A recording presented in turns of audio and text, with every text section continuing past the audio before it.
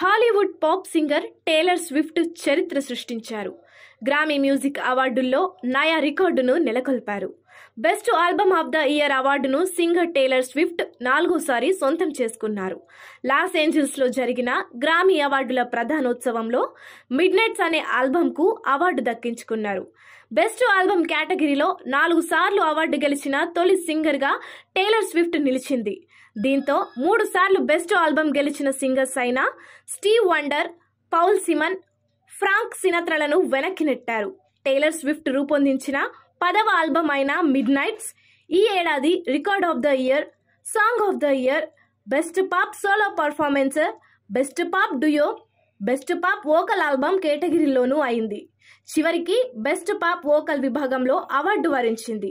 అంతేకాదు, ఏప్రిల్ 19న తన కొత్త ఆల్బమ్ రిలీజ్ చేయబోతున్నట్లు టేలర్ ప్రకటించారు. ద టార్చర్డ్ పోయెట్స్ డిపార్ట్మెంట్ అనే పేరుతో ఆ ఆల్బమ్ను రిలీజ్ చేయనున్నట్లు చెప్పారు.